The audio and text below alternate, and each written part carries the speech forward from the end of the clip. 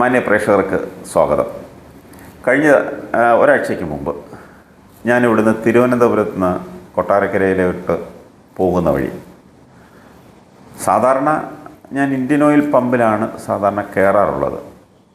അന്ന് ഞാൻ ഈ നയാര പെട്രോള് ഒന്ന് അടിച്ചു നോക്കാം, നേരത്തെ അടിച്ചിട്ടുണ്ട്. ഇത് SR പമ്പായിരുന്നപ്പോൾ SR പെട്രോളൊക്കെ അടിച്ചിട്ടുണ്ട്. അപ്പോൾ ഈ നയാര പമ്പിൽ ഒന്ന് കയറി ഡീസൽ അടിക്കാമെന്ന് പറഞ്ഞ് ഞാൻ അവിടെ കയറി ഡീസൽ അടിക്കാൻ കയറുന്നതിന് മുൻപ് വണ്ടിയുടെ വീല് ഇച്ചിരി കാറ്റ് കുറവുണ്ടായിരുന്നു. അപ്പോൾ ആ കാറ്റടിച്ചിട്ട് ഡീസൽ അടിക്കാം എന്ന് വിചാരിച്ച് ആദ്യം കാറ്റടിക്കാനായിട്ട് നിർത്തിയപ്പോൾ അവിടെ അത് ഡീസൽ അടിക്കാൻ നിൽക്കുന്ന സ്റ്റാഫുകളൊക്കെ അവരൊക്കെ മൊബൈലിലും നോക്കി, അവരാരും മൈൻഡ് ചെയ്യുന്നില്ല. അപ്പം ഞാനെന്ത് ചെയ്ത് അത് പുറത്തിറങ്ങി അതിൻ്റെ ഒരു വീഡിയോ എടുത്തു. വീഡിയോ എടുത്ത് ശ്രദ്ധിച്ചല്ലോ? കണ്ടു. ഒരുപാട് കമൻസ് വന്നിട്ടുണ്ടായിരുന്നു. ഒരുപാട് കമൻസ് ഉണ്ട്. അപ്പം ഞാൻ അതിലേക്കാണ് വരുന്നത്. അപ്പോൾ ആ വീഡിയോ എടുത്ത് അപ്പം വണ്ടിയുടെ വണ്ടി ഓടിച്ചിരുന്ന ഡ്രൈവർ അവരോട് ചോദിച്ചാൽ പറഞ്ഞ് പിന്നെ നിങ്ങൾക്ക് വേണമെങ്കിൽ അടിച്ചുകൊണ്ട് പോയിക്കൊള്ളാൻ പറഞ്ഞു. ആ പാവപ്പെട്ടവൻ ഡ്രൈവർ എന്തോ ചെയ്ത് അഖിലായിരുന്ന ഡ്രൈവർ അഖിൽ ഇറങ്ങി. അഖിലിന് വലിയ പരിചയമില്ല വണ്ടി കാറ്റടിക്കാൻ. എന്തായാലും ഒപ്പിച്ചെടുത്തു. സാധാരണ കാറ്റടിക്കുന്നത് കണ്ടിട്ടുണ്ടല്ലോ. അത് ഞാനായിരുന്നുവെങ്കിൽ എനിക്ക് കാറ്റടിക്കാൻ എനിക്ക് വലിയ വശമില്ല അതിനെക്കുറിച്ച്. വണ്ടി നമ്പർ സെറ്റ് ചെയ്യണം, വണ്ടി പിന്നെ ഓടിച്ചുകൊണ്ട് നടക്കുന്നു എന്നുള്ളതൊഴിച്ചാൽ എനിക്ക് അതിൻ്റെ കാറ്റടിക്കാനോ അതിൻ്റെ മെക്കാനിസം ഒന്നും എനിക്കറിയില്ല. പക്ഷെ അഖില് അത് അവസാനം അവൻ കണ്ടുപിടിച്ച് അവന് ചെയ്തു. അവളുടെ പാടുപെട്ടാണ് ചെയ്തത്. അവനറിയത്തില്ല, അവൻ ആദ്യമായിട്ടാണ് കണ്ടുകൊണ്ടിരിക്കുകയാണ്. ഇതെല്ലാം അവർ കണ്ടിട്ട് മൈൻഡ് ചെയ്യുന്നില്ല. അപ്പം എനിക്കത് വളരെ ഒരു കൗതുകം തോന്നി, അതിലുപരി ഒരു വിഷമം തോന്നി. ഞാനത് വീഡിയോ എടുത്ത് ഞാൻ എൻ്റെ ഫേസ്ബുക്കിൽ അത് ഷെയർ ചെയ്തു. സാധാരണ അവൻ്റെ ആ ഒരു ബുദ്ധിമുട്ടും ഇതെല്ലാം കണ്ടിട്ട് ഞാനത് ഷെയർ ചെയ്തു. നയാര പമ്പ് എന്ന് പറയുന്നത് ഇത് നേരത്തെ ഉള്ള SR പമ്പാണ്. അത് നയാര പമ്പ് ആയതായാലും എനിക്കൊന്ന് മാനേജ്മെൻറ്റ് മാറിയത് സ്വകാര്യ പമ്പാണ്, ഒരു പ്രൈവറ്റ് മേഖലയിലുള്ള പമ്പാണ്. യഥാർത്ഥത്തിൽ ഒരു പമ്പിന് ലൈസൻസ് കൊടുക്കണമെങ്കിൽ ആ ലൈസൻസ് കൊടുക്കുമ്പോൾ അതിൻ്റെ വ്യവസ്ഥകളിൽ പറയുന്നത് എയർ അടിക്കാൻ പ്രത്യേകം ഒരാളെ നിയോഗിക്കണമെന്നാണ്. അതാണ് അതിൻ്റെ നിയമം. അവിടെ ഒരു പമ്പിൽ അതിൻ്റെ കസ്റ്റമേഴ്സ് അവിടെ പമ്പിൽ ചെല്ലുന്നവർക്ക് ബാത്റൂം യൂസ് ചെയ്യാനായിട്ട് അതിന് ഈ ഇടയ്ക്ക് ഒരു കേസ് ഒരു മാറ്റം വരുന്നു എന്ന് പറയുന്നു. കസ്റ്റമേഴ്സിന് മാത്രം അത് നല്ലതാ. കസ്റ്റമേഴ്സിന് മാത്രം പബ്ലിക് ടോയ്ലറ്റുകൾ വേറെ ഇഷ്ടം പോലെ ഉണ്ടല്ലോ, പബ്ലിക്കിന് കൊടുക്കണ്ട, അത് ശരിയാണ്. പക്ഷേ ഈ സൗകര്യങ്ങളെല്ലാം അവിടെ ഒരുക്കണം. അത് സർക്കാർ നേരിട്ട് നടത്തുന്ന പമ്പുകളുണ്ട്. നമ്മുടെ സപ്ലൈകോടെ ഭക്ഷ്യ സിവിൽ സപ്ലൈസ് വകുപ്പിൻ്റെ കീഴിലുള്ള സപ്ലൈകോ പമ്പുകൾ നടത്തുന്നുണ്ട്. ഇവിടെ തിരുവനന്തപുരത്ത് പാളയത്തുണ്ട്, നമ്മൾ കീഴായിക്കോണത്തുണ്ട്, MC റോഡിൽ തന്നെ കീഴായിക്കോണത്തുണ്ട്, അങ്ങനെ പലയിടത്തും ഉണ്ട്, എറണാകുളത്തൊക്കെ ഉണ്ട്. അപ്പോൾ അത് കൂടുതലും എനിക്ക് തോന്നുന്നു ഭാരത് പെട്രോളിയം, ഇന്ത്യൻ ഓയിലും ഒക്കെ ഉണ്ടെന്ന് തോന്നുന്നു. അപ്പോൾ ഈ സപ്ലൈകോടെ കീഴിൽ അതിന് പ്രത്യേകം നമ്മൾ ശ്രദ്ധിക്കാനുള്ളതെന്ന് പറഞ്ഞാൽ അവിടെ ഇതിനൊക്കെ പ്രത്യേകം ആളിനെ വെച്ചെങ്കിലേ പറ്റൂ. അതിന് ആ ലൈസൻസിനകത്തുള്ള വ്യവസ്ഥകളിൽ ഒന്നാണ്. അപ്പോൾ ഇത് ഒരു പ്രൈവറ്റ് പമ്പും ഇതൊരു സ്വകാര്യ സ്ഥാപനം കൂടിയാണ്. പക്ഷേ ഈ ഫെസിലിറ്റികളെല്ലാം ഉണ്ടെങ്കിൽ അവിടെ ആളുകൾ കയറത്തുള്ളൂ. അതിനായിട്ട് ഒരാളെ നിയോഗിക്കണമെന്നാണ്, അല്ലെങ്കിൽ കൂടി ഡ്യൂട്ടിയിലുള്ള ഒരു വ്യക്തിയെങ്കിലും വരണം, അവിടെ ചെയ്ത് കൊടുക്കണം. ഇതൊക്കെ ഉണ്ടെങ്കിലേ ആ പമ്പ് നേരെ ചൊവ്വേ പോകത്തുള്ളൂ. ഇതിൻ്റെ ഓണർ ആരെന്ന് എനിക്കറിയില്ല. ഒരു ലക്ഷങ്ങൾ ചെലവാക്കി ഒരു ബിസിനസ് സ്ഥാപനം നടത്തുന്ന ഒരാൾക്ക് അതിൻ്റെ വേദന മനസ്സിലാവും. ഇവിടെ വെറുതെ പെട്രോളും ഡീസലും ഇറക്കി വെറുതെ വെച്ചുകൊണ്ടിരിക്കുകയാണെങ്കിൽ അവന് എന്തുമാത്രം നഷ്ടമായി. ഈ സ്റ്റാഫുകൾക്കുള്ള ശമ്പളം കൊടുക്കണം, ഇപ്പം പിന്നെ മറ്റുള്ള ചിലവുകൾ, കറണ്ട് ചാർജ്, മറ്റുള്ള ചിലവുകൾ. ഒരു ദിവസം ഒരു പിന്നെ പമ്പല ഏത് സ്ഥാപനം നടത്തിക്കൊണ്ട് പോകണമെങ്കിലും ഒരു പിന്നെ അതിൻ്റെ ഒരു അടിസ്ഥാനപരമായ ഒരു ചിലവുണ്ട്. കാരണം ഇതെല്ലാം പിന്നെ സ്റ്റാഫിൻ്റെ ശമ്പളം, കറണ്ട് ചാർജ്, മറ്റു ചിലവുകൾ, ഇതെല്ലാം. അപ്പോൾ ഇതെല്ലാം മെയിൻറ്റെയിൻ ചെയ്യണമെങ്കിൽ പരമാവധി അവിടെ ഡീസലും പെട്രോളും വിൽക്കണം. അതെ. ഈ നിലപാടാണെങ്കിൽ എത്ര പേര് വന്ന് ഡീസലും പെട്രോളും വാങ്ങിക്കും? ഇതൊരു സ്വകാര്യ സ്ഥാപനമല്ലേ, ഒരു പ്രൈവറ്റ് വ്യക്തിയുടെ സ്ഥാപനമല്ലേ, സർക്കാരിൻ്റെ അല്ലല്ലോ. സർക്കാരിൻ്റെ ആണെങ്കിൽ പോലും നഷ്ടമാണെങ്കിൽ അത് അടച്ചു കൂട്ടും. അവിടെ ലാഭം കിട്ടണമെങ്കിൽ, അവിടെ വരുമാനം കിട്ടണമെങ്കിൽ അവിടുത്തെ സ്റ്റാഫുകൾ സഹകരിക്കണം. അതാണ് അവിടെ പറയുന്നത്. ഈ നിലപാടാണെങ്കിൽ ആരും പിന്നെ അവിടെ വരില്ല. ഇനി ഞാൻ അവിടെ കയറില്ല, ഞാനവിടെ കയറി ഡീസലോ അല്ലെങ്കിൽ പെട്രോളോ അടിക്കാല. അപ്പോൾ ഞാനിത് ഇട്ടപ്പോൾ അവിടുത്തെ മാനേജരാണെന്ന് തോന്നുന്നു, അവിടുത്തെ ജീവനക്കാരനാണ്. അയാളുടെ ഒരു കമൻറ്റ് ഉണ്ട്, ഒരു തോമസ് വൈക്കൽ എന്നും പറഞ്ഞു. തോമസ് വൈക്കൽ, വണ്ടി ഓടിക്കുന്നവൻ്റെ കയ്യിൽ കുരുവൊന്നും ഇല്ലല്ലോ ഇച്ചിരി എയർ അടിക്കാൻ. ദേഷ്യപ്പെടുകയാണ് പുള്ളി. നീയൊക്കെ എയർ തീർന്ന വഴിയിൽ കിടന്നാലും പമ്പിലെ ആൾക്കാർ എയർ അടിക്കാൻ പറഞ്ഞു.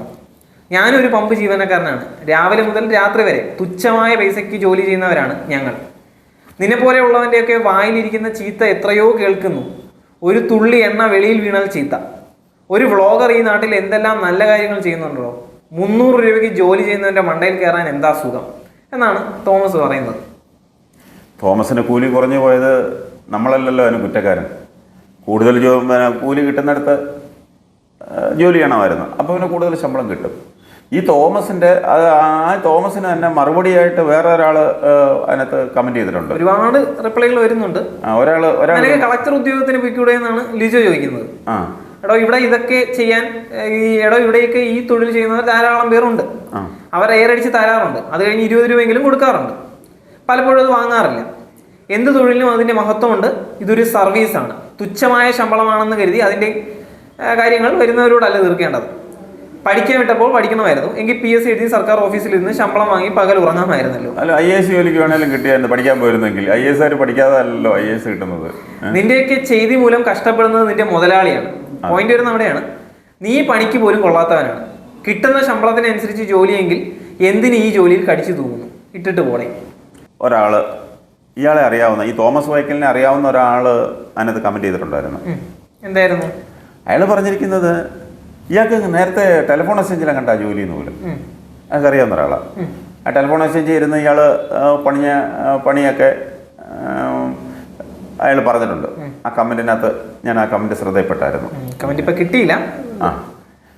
അയാൾ ടെലിഫോൺ എക്സ്ചേഞ്ചിൽ കുത്തിയിരുന്ന ആളുകളെ ഒക്കെ ഒരു പരുവത്തിലാക്കിയിട്ടുണ്ട്. അതിനുശേഷം ഇവിടെ വന്നിരുന്നപ്പോൾ അയാൾക്ക് കൂലി കുറഞ്ഞു പോയി. അയാൾക്ക് പെൻഷൻ തന്നെ എത്ര രൂപ കിട്ടുന്നുണ്ടായിരിക്കും? ടെലിഫോൺ എക്സ്ചേഞ്ചിലെ ജീവനക്കാരനല്ലേ.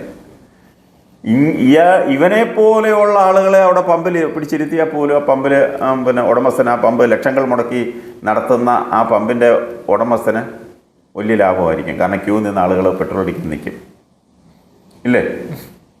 ഇതാണ് അവൻ്റെ മനസ്ഥിതിയെങ്കിൽ, അവൻ്റെ മനസ്ഥിതി, അവൻ്റെ മൈൻഡ്, അവൻ്റെ പിന്നെ എന്താണ് അവൻ്റെ അഭിപ്രായം എന്നുള്ളത് അവൻ കമൻറ്റ് ചെയ്തിട്ടുണ്ടല്ലോ.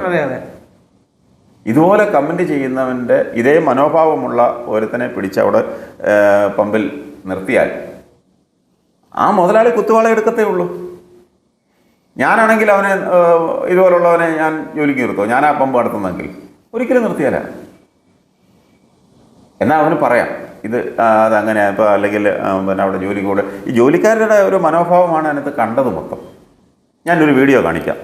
തൊട്ടടുത്തുള്ള പിന്നെ പമ്പിൽ ഇന്നലെ ഞാൻ കഴിഞ്ഞ ദിവസം അതിലെ പോയപ്പോൾ കണ്ട ഒരു കാഴ്ച ഇതാണ്. അപ്പോൾ ആയൂർ ജംഗ്ഷനിലുള്ള പമ്പാണ്. ഞാൻ അത് നോക്കിക്കേ.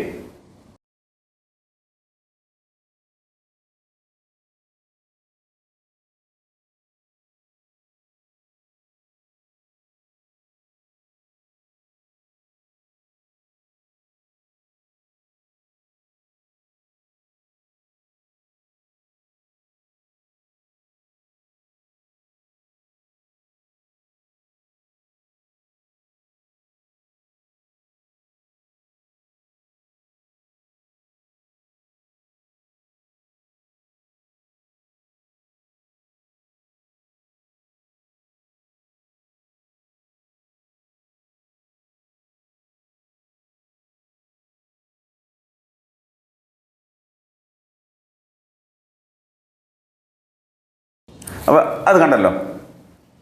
ഇനി തിരുവനന്തപുരം ടൗണിലുള്ള 1-2 പമ്പുകളിലെ സ്ഥിതി ഒന്ന് നിങ്ങൾക്ക് കാണാം. അതോടെ നിങ്ങൾ കാണും. ഇവിടെ എങ്ങനെയാണ് എയർ അടിക്കുന്നത്? കരടിക്കുന്ന നമ്മളിപ്പോ ഒരു കാറ് വരുവാണെങ്കിൽ 33-33 അവര് പറയുന്നതാണെങ്കിൽ അവർ ഇല്ല ഞങ്ങൾ അടിക്കാറ്. സ്റ്റാഫുകൾ അവിടെ നിർത്തിയിട്ടുണ്ട്. കസ്റ്റമർക്ക് അടിക്കാനുള്ള അനുവാദം ഇല്ല. ഞങ്ങളിവിടെ സ്റ്റാഫുകൾ തന്നെ നിൽക്കുക, ഞങ്ങൾ അടിച്ചു കൊടുക്കും. അവരുടെ പ്രഷർ എത്രയെന്ന് പറയാം, അത് കണക്കാക്കി ഞങ്ങൾ അടിച്ചു കൊടുക്കും. എപ്പോഴും 24 hours ആ പമ്പ് ഞങ്ങൾ ഒരാളിവിടെ എപ്പോഴും കാണും. ഡ്യൂട്ടി ഇട്ടേക്കും ഓരോരുത്തർക്കായിട്ട്. പമ്പിന്റെ മുകളിൽ പെട്രോൾ ഇതിന് എയറിന് വേണ്ടിയിട്ട് ഡ്യൂട്ടി ഇട്ടേക്കും. ഇത് തന്നെയാണ് എല്ലാ പമ്പുകളിലും. അല്ലാതെ നയാര പമ്പിന് കൊമ്പും തുമ്പിക്കൈയൊന്നുമില്ല. പക്ഷെ ആ മുതലാളി പാവമായിരിക്കാം. ആ മുതലാളി ഇതുവല്ലോ അറിയുന്നുണ്ടോ? ആ മുതലാളി ഏതാണെന്ന് എനിക്കറിയില്ല, ഞാൻ അദ്ദേഹത്തെ കണ്ടിട്ടില്ല, എനിക്ക് പരിചയമില്ല. പക്ഷേ ഇതുപോലുള്ള ജോലിക്കാരെ മാറ്റി നിർത്തി നല്ല രീതിയിൽ ആ പമ്പ് നടത്താമെങ്കിൽ ആ പമ്പ് വിജയിക്കും. ഇല്ലെങ്കിൽ ആ പമ്പ് എന്താകുമെന്ന് നമുക്ക് ഊഹിക്കാവുന്നേ ഉള്ളൂ. നമ്മളൊന്നും പറയുന്നില്ല. ഇതുപോലുള്ള ജോലിക്കാരാണ് ഒരു സത്യത്തിൽ ഒരു പ്രസ്ഥാനം നശിക്കാനും നന്നാക്കാനും അവിടുത്തെ ജീവനക്കാരെയും കൊണ്ട് സാധിക്കും. കാരണം അവന് എങ്ങനെ പോയാലും അവന് കൂലി കിട്ടിയാൽ മതി. അവന് വൈകിട്ട് അവൻ നിൽക്കുമ്പോൾ അവന് ഒരു ദിവസത്തെ കൂലി എത്രയാണെന്ന് വെച്ചാൽ അവന് കൊടുക്കും, അല്ലെങ്കിൽ മാസ ശമ്പളം അവന് കിട്ടും. അവിടെ പെട്രോൾ അടിച്ചാലും ഇല്ലേലും, കസ്റ്റമർ വന്നാലും വന്നില്ലേലും അവന് കൊടുക്കേണ്ട ശമ്പളം കൊടുത്തല്ലേ പറ്റും. ഇതെങ്ങനെ മുതലാക്കും? അതാണ് ഞാനിവിടെ ചൂണ്ടിക്കാണിക്കാൻ ആഗ്രഹിക്കുന്നത്. അത് പ്രേക്ഷകർക്ക് മനസ്സിലാവുമെന്ന് തോന്നുന്നു. ആ ഒരു വീഡിയോ ഇട്ടപ്പോൾ തന്നെ അതിനകത്ത് പല ആളുകളും അനുകൂലിച്ചും പ്രതികൂലിച്ചും ഒക്കെ അതിനകത്ത് കമൻറ്റ് ഇട്ടിരിക്കുന്നത് ഞാൻ കണ്ടു. അനുകൂലിച്ചു വിട്ടിട്ടുണ്ട്, പ്രതികൂലിച്ചിട്ടുണ്ട്. വ്യക്തിപരമായിട്ട് പോലും എനിക്കെതിരെ ചില